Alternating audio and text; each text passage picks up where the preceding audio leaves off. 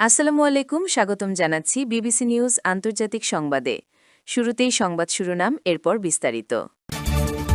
২৪ ঘণ্টায় ইউক্রেনের ১,৫০০ সেনা নিহত। রাশিয়া মার্কিন ইসরায়েলি হামলাকে বিপজ্জনক বলল রাশিয়া। দর্শক, এতক্ষণ শুনছিলেন সংবাদ শিরোনাম। এখন বিস্তারিত। আপনি যদি ইসরায়েলের ধ্বংস চান এবং মুসলিমদের পাশে থাকেন, তাহলে ভিডিওতে লাইক করে চ্যানেলটি অবশ্যই সাবস্ক্রাইব করে দিবেন এবং আপনার মূল্যবান মতামত অবশ্যই কমেন্টে লিখে জানিয়ে দিবেন। এখন বিস্তারিত। ২৪ ঘণ্টায় ইউক্রেনের ১,৫০০ সেনা নিহত।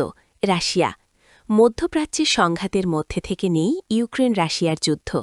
একদিনের ব্যবধানে সেখানে বড় সাফল্য পাওয়ার দাবি করেছে মস্কো। ২৪ ঘণ্টার ব্যবধানে ইউক্রেনের ১,৫০০ সেনা নিহত হয়েছে বলে জানিয়েছে রাশিয়ার প্রতিরক্ষা বাহিনী। আজ সোমবার ২৩ মার্চ রাশিয়ার প্রতিরক্ষা মন্ত্রণালয় জানিয়েছে, গত ২৪ ঘণ্টায় বিশেষ সামরিক অভিযান এলাকায় ইউক্রেনীয় সশস্ত্র বাহিনীর ১,২৭৫ জন সদস্য নিহত হয়েছে। মার্কিন ইসরায়েলি হামলাকে বিপজ্জনক বলল রাশিয়া। ইরানে যুক্তরাষ্ট্র ও ইসরায়েলের হামলা নিয়ে নতুন করে সতর্কবার্তা দিয়েছে রাশিয়া। ক্রেমলিন মুখপাত্র দিমিত্রি পেসকভ জানিয়েছেন, ইরানের বুশেহের পারমাণবিক বিদ্যুৎ কেন্দ্রের কাছে মার্কিন ইসরায়েলি হামলাগুলো অত্যন্ত বিপজ্জনক এবং রাশিয়া এ বিষয়ে যুক্তরাষ্ট্রের কাছে তাদের উদ্বেগ প্রকাশ করেছে।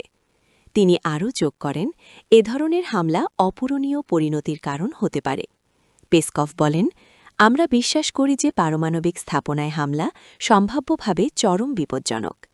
তাই রাশিয়া এ বিষয়ে অত্যন্ত দায়িত্বশীল অবস্থান নিয়ে বারবার তার উদ্বেগ প্রকাশ করেছে।